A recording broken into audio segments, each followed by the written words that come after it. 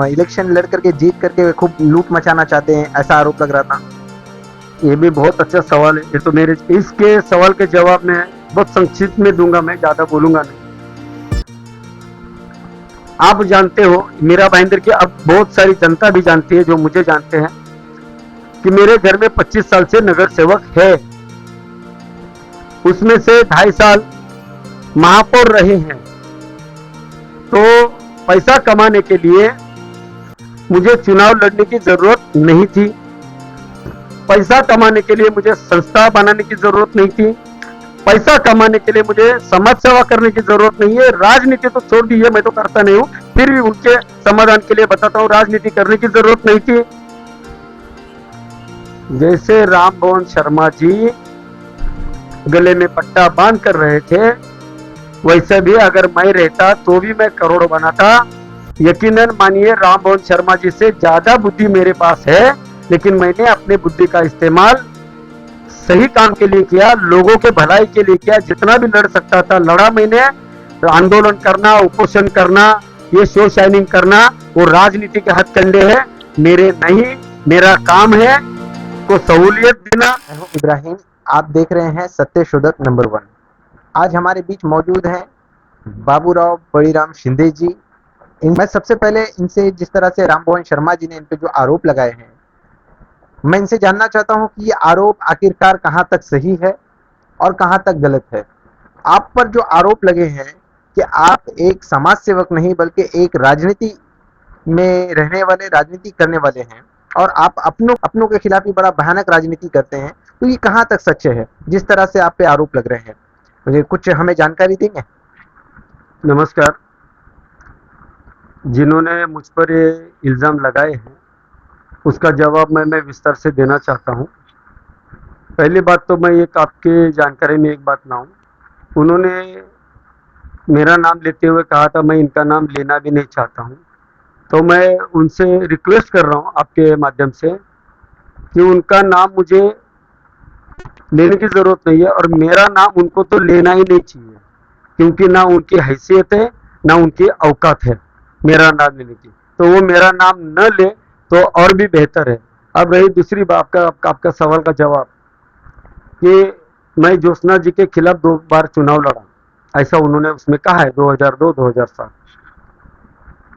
चुनाव लड़ना भारत देश में रहने वाले हर नागरिक का संवैधानिक अधिकार है।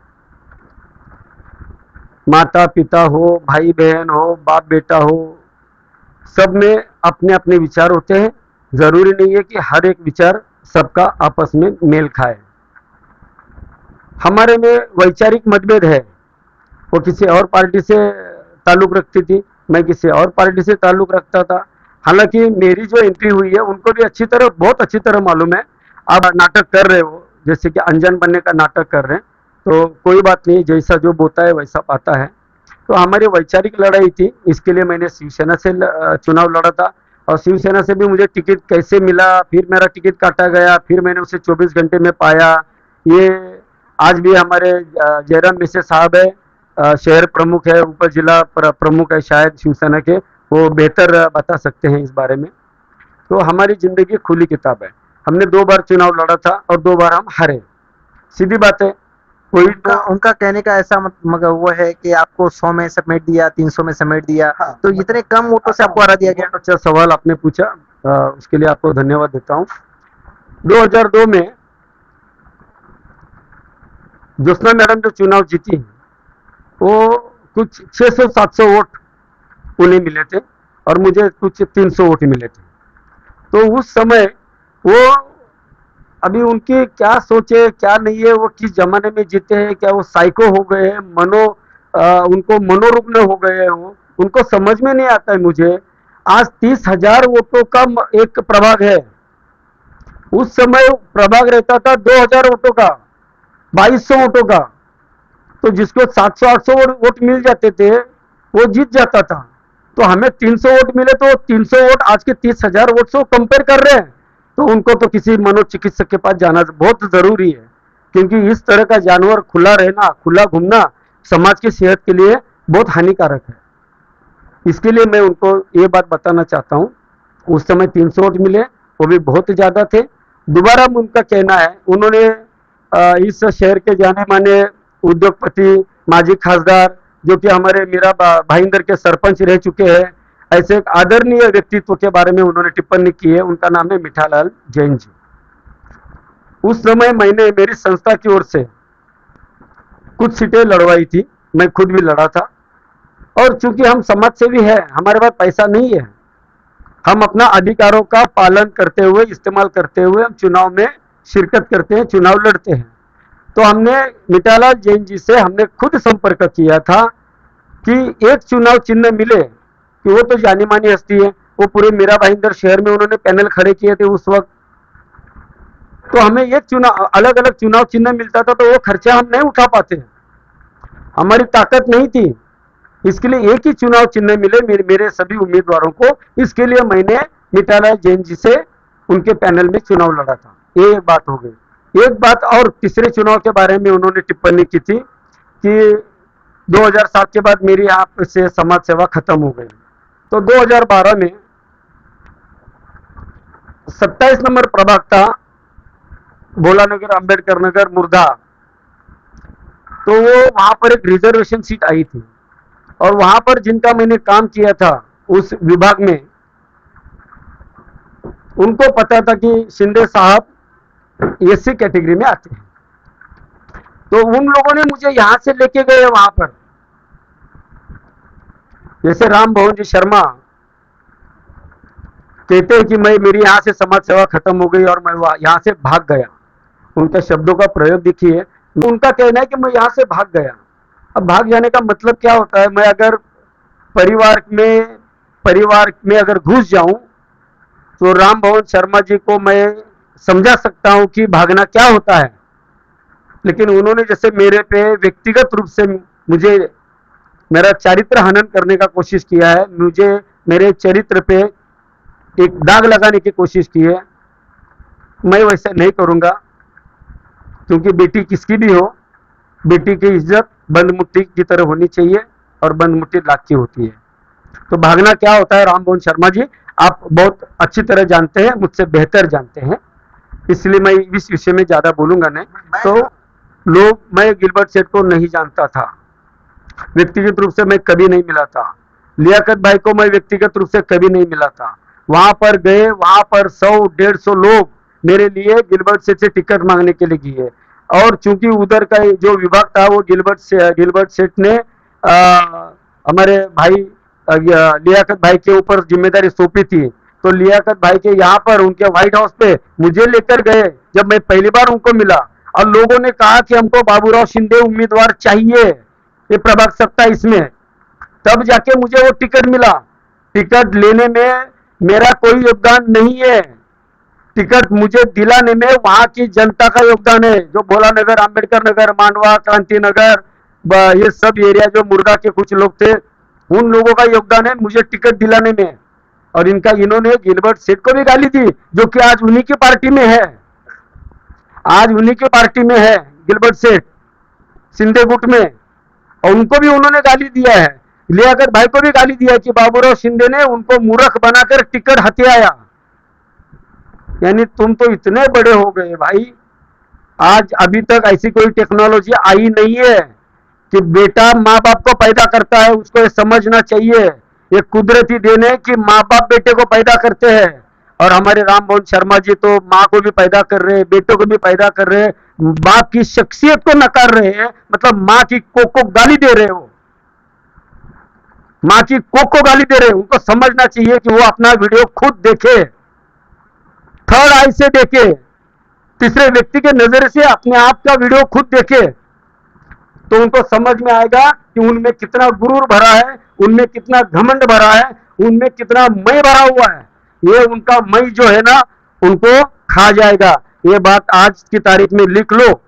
अच्छा, मैं आपसे एक चीज कहना चाहता हूँ कि ये व्यक्तिगत खाली टिप्पणियां बेहतर है कि हमें जनता के साथ में मिल करके जनता का विकास करना बेहतर है? मेरा जो सवाल है सीधा सा मेरा, कि हम ये काम करें या फिर व्यक्तिगत हम जैसे कि वो आप पर टिप्पणी करे, आप उन पर टिप्पणी करे, बेहतर है कि दोनों मिलकर के एक विकास की राह में क्यों नहीं चले? जबकि उन्होंने ऐसा कहा कि आपको फोन किया था उन्होंने, बोला कि चलिए हमारे साथ में चलते हैं हम, तो फिर हम एक साथ में चल कर के विकास की राह पे क्यों नहीं चलते? राम मोहन शर्मा जी ने मुझे 2 दिन पहले, यानी शायद 30 तारीख होगी या 1 तारीख होगी, 1-2 तारीख के आसपास मुझे फ़ोन किया था। मुझे बताया था कि हमने लाइट लाया। मैं बोला बहुत अच्छी बात है। बोले हम अभी रोड का काम करने वाले हैं, हम स्ट्रीट लाइट का काम करने वाले हैं, हम पानी का काम करने वाले हैं। तो मैंने उनको याद भी दिलाया था कि भाई शौचालय का भी काम करो। मैंने कोशिश की थी, अतिरिक्त आयुक्त पानपट्टे साहब को मैंने 1.5-2 किलोमीटर 4 एकड़ 7 एकड़ में दौड़ाया था। शौचालय के दरवाजे तक जाके उनको बोला था कि ये दरवाजे की, ये शौचालय की हालत है साहब, हमारी माता बहनें खुद बिना दरवाजे की शौचालय में बैठती है। ये स्वतंत्र भारत में, जबकि हमारी केंद्र सरकार कहती है कि घर घर शौचालय होना चाहिए, यहाँ पर घर घर तो छोड़िए, यहाँ पर शौचालय नाम की चीज नहीं है, दरवाजे नहीं है, उसका ड्रेनेज नहीं है, बाहर सब मैला फैला हुआ रहता है। ऐसे में बच्चे खेलते हैं, हमारी माता बहनें बहू बेटियां खुले दरवाजा नहीं है, ऐसे शौचालय में बैठती है। हमें शर्म आनी चाहिए। इसके लिए मैंने उनको बोला था और एक मैंने रिक्वेस्ट की थी कि ये सब काम चुनाव के पहले शुरू करो। मैंने ये नहीं कहा कि चुनाव के पहले खत्म करो, वक्त लगता है, लेकिन चुनाव के पहले इसको शुरू करो। लोगों की भावनाओं के साथ मत खेलो, लोगों की जिंदगी के साथ मत खेलो। तो बोला नहीं भाजी मैं कोशिश करूंगा। तो फिर ऐसा क्या हुआ कि राम मोहन शर्मा जी किसी पागल जानवर की तरह हम पर झपट पड़े। मैं वजह बताता हूं आपको इब्राहिम जी, मैं आपको वजह बताता हूं। आपके चैनल के माध्यम से ये विषय लोगों को मालूम होना चाहिए। ये व्यक्तिगत लड़ाई नहीं थी, ये विषय ही मेरा नहीं था। ये लाइट मीटर कितने का लगा रहा है कितना, ये विषय मेरा नहीं था। हमारा विषय तो क्लियर था कि वहां के लोगों को लाइट आई है तो हमने अभिनंदन किया, राम भवन को भी बोला था। हमारा विषय इतना था कि लाइट का मीटर सुरक्षित घर में लगे, रास्ते का काम तुरंत प्रभाव से शुरू किया जाए, क्योंकि एक इंटरनेशनल स्कूल हमारे यहाँ पर आया तो तुरंत आरसीसी का रोड बना। तो जहां इंसान रहते हैं उनका हक नहीं है कि उनको अच्छा रास्ता मिले, पानी का नल मिले, स्ट्रीट लाइट मिले, शौचालय की सुविधा मिले। ये महानगर पालिका कर्तव्य नहीं है, ये यहाँ के एमएलए का कर्तव्य नहीं है कि हमारे नागरिकों को, जिन्होंने आपको आमदार बनाया, 3-3 बार चुनकर दिया, उनका ये कर्तव्य नहीं है। चुनाव आते ही वो आपको दिखाई दिया लाइट नहीं है। कह तो रहे हैं ना कि 250 करोड़ प्रभाग 14 में लाए हैं, तो लगाएंगे कहां पर गया भाई साहब? अगर हमारा बजट देखा जाए, 5 साल का बजट देखा जाए तो 10-11 हजार करोड़ केंद्र सरकार का पैसा, सैकड़ों करोड़ राज्य सरकार का पैसा, सैकड़ों करोड़ एमएमआरडी का पैसा, सैकड़ों करोड़। कहां गया पैसा भाई? जनता सवाल कर रही है आपसे, मैं सवाल कर रहा हूं आपसे। किसी राजनीतिक पार्टी का कार्यकर्ता की हैसियत से नहीं, नेता की हैसियत से नहीं, एक मीरा भाईंदर शहर का एक नागरिक के नाते मैं सवाल करता हूं, ये हजारों करोड़ गए कहां पर? बताए जनता को। मैं आता हूं आपके व्यासपीठ पर, आपके स्टेज पर, मुझे डर नहीं है। भले आपने मुझे जान से मारने की कोशिश की, आपने मुझे धमकाया, एक नगर सेवक का नाम लिया, मैं अभी इधर नहीं लेना चाहता। एक नगर सेवक का नाम लिया, उसको काट डालेंगे, गोनी में डालेंगे, लेके जाएंगे। ये उधर एक और राम मोहन शर्मा जी है, हालांकि उनका नाम राम मोहन शर्मा नहीं है, उनका कुछ और नाम है। अगर मुझे इस बारे में अगर कोई पूछताछ करेगा तो मैं उसको सामने लाकर आके खड़ा कर दूंगा। तो कहीं ना कहीं, या फिर नगर सेवकों ने, अगर वहां की जनता का एक आक्रोश भरा है, तो कहीं ना कहीं वहां के नगर सेवकों ने, इस इलाके के प्रभाग के नगर सेवकों ने काम ही नहीं किया है, सिर्फ और सिर्फ भ्रष्टाचार किया। इसके लिए वो लोगों ने ऐसा कहा कि भाई हम गोनी में भर के मारेंगे। मैंने, देखिए, काम तो बहुत लोग हैं जिन्होंने किया नहीं ईमानदारी से अपना काम। तो जैसे कि एक आरोप आप पे ये भी लगाया जा रहा था कि आप जो है पैसे कमाने के लिए, पैसे की बहुत ज्यादा हवस है आप में, इसके लिए आप इलेक्शन लड़ करके जो है जीत करके खूब लूट मचाना चाहते हैं, ऐसा आरोप लग रहा था। ये भी बहुत अच्छा सवाल है, ये तो मेरे जहन में ही नहीं था। बहुत अच्छा सवाल है मेरा ये। इसके सवाल के जवाब में बहुत संक्षिप्त में दूंगा, मैं ज्यादा बोलूंगा नहीं। आप जानते हो मीरा भाईंदर की, अब बहुत सारी जनता भी जानती है, जो मुझे जानते हैं, कि मेरे घर में 25 साल से नगर सेवक है। उसमें से 2.5 साल महापौर रहे हैं। तो पैसा कमाने के लिए मुझे चुनाव लड़ने की जरूरत नहीं थी, पैसा कमाने के लिए मुझे संस्था बनाने की जरूरत नहीं थी, पैसा कमाने के लिए मुझे समाज सेवा करने की जरूरत नहीं है, राजनीति तो छोड़ दी है, मैं तो करता नहीं हूं, फिर भी उनके समाधान के लिए बताता हूं, राजनीति करने की जरूरत नहीं थी। जैसे राम भवन शर्मा जी गले में पट्टा बांध कर रहे थे, वैसे भी अगर मैं रहता तो भी मैं करोड़ बनाता। यकीनन मानिए राम भवन शर्मा जी से ज्यादा बुद्धि मेरे पास है, लेकिन मैंने अपने बुद्धि का इस्तेमाल सही काम के लिए किया, लोगों के भलाई के लिए किया, जितना भी लड़ सकता था लड़ा मैंने। आंदोलन करना, उपोषण करना, ये शो शाइनिंग करना, वो राजनीति के हथकंडे हैं, मेरे नहीं। मेरा काम है को सहूलियत देना, कल की